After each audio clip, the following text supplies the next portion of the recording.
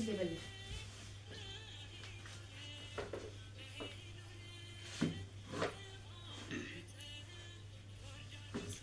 ውድና የተከበራችሁ በዓለም ዙሪያ የምትገኙ መላ የክርስትና እምነት ተከታዮች በሙሉ እንኳን ለጌታችን ለመድኃኒታችን ለኢየሱስ ክርስቶስ ጥምቀት በዓል መታሰቢያ እንኳን በሰላም በጤና አደረሳችሁ አደረሰን። የጥምቀት በዓልን በማስመልከት እኔና ጓደኛዬ ይህን በመሰለ መልኩ በያለንበት ዓመት በዓሉን እያከበረን እንገኛለን። ኑ አብረን እናክብር። እንዲሁም ለቻናሌ አዲስ የሆናችሁት ቤቱን ሰብስክራይብ አድርጋችሁ ላይክ አድርጋችሁ ኮሜንት በመጻፍ ተቀላቀሉ። በኮሜንት እንዲሁም እንኳን አደረሰሽ መልእክትን ለኔም ቢሆን ለጓደኛም ለማድረስ የምትፈልጉት ከኮሜንት መልእክቱን እንጠብቃለን። አብራችሁን ቆዩ። የጥምቀት በዓልን አስመልክተን እንደዚህ ፋብልጭ ብለን ከተዘናግለን እያከበረን እንገኛለን።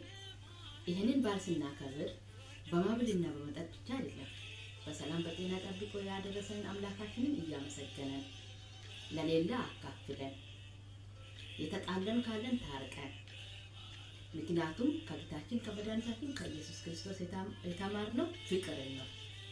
ይቅር መባባል፣ ላጡት ለድሃ ማብላት። ያንን ደግሞ እኛ ዓመት በዓሉን ብቻ ጠብቀን ሳይሆን እስከ ኖረንበት ድረስ እያንዳንዱን ጊዜ ይህን ስርዓት ይዘን መኖር አለብን። ጓደኛዬ የዓመት በዓል መልእክት አስተላልፊ እንኳን አደረሳችሁ በል አድማጭ ተመልካቾቻችንን። እኔ እስከዛ ዳቦ ልብላ። እንኳን ጥምቀታችሁ በሰላም በፍቅር አደረሳችሁ አደረሰን። በዓሉ የሰላም የፍቅር የአንድነት የመተሳሰብ ይሁን እያልን ከጓደኛዬ ጋር እንደዚህ ሸብረቅ ደመቅ ብለን ቤተሰብ ቀርበናል። ሁላችሁም የመዳም ቅመሞች እንደኛው በያላችሁበት ቤት ባፈራው ሞቅ ደመቅ ሸብረቅ ብላችሁ እንደዚሁ እንቀርቡ። ኑ አብረን በዓሉን እናክብር። በነገራችን ላይ አሁን እኛ የመዳም ቅመሞች ነው ከቤተሰብ ተለይቼ እንዲሆኝ ማለት የለብንም።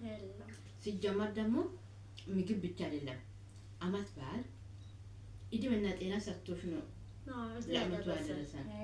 ያንን አምላካችንን ደግሞ ማመስገን መቻል አለብን። እንዲሁም ይህንን በዓል ስናከብር የተጣላን ታርቀን፣ በዓሉ ደግሞ ለሁላችንም የሰላም የፍቅር የደስታ የብልጽግና ይሁንልን እያልን መልካም ምኞታችንን እንገልጻለን። አዎ በሚገባ እና ገና በዓልን እኔ ብቻዬን ስላከበርኩኝ ትንሽ ከአንቺ ተለይቼ ከፍቶኝ ነበረ።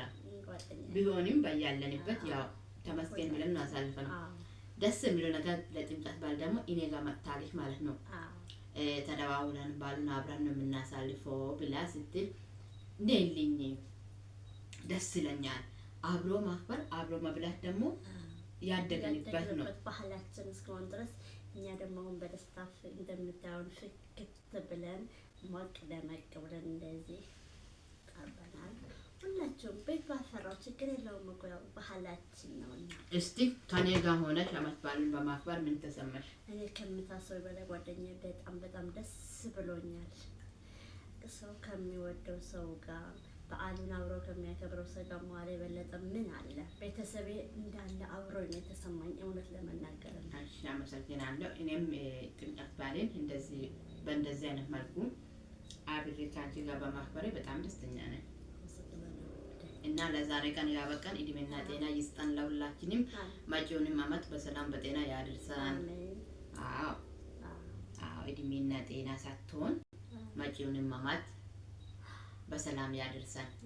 እንዲሁ ባለንበት ከሆነንም እንደዚህ አብረን እንድናከብር ከቤተሰቦቻችን ጋር ከስደት መልስ ሄደንም ከሆነ ከቤተሰቦቻችን ጋር እንድናከብር ያድርሰን። ለሁላችሁም መልካም ምኞታችንን እንገልጻለን። መልካም በዓል በያላችሁበት መልካም በዓል ያላችሁት በሙሉ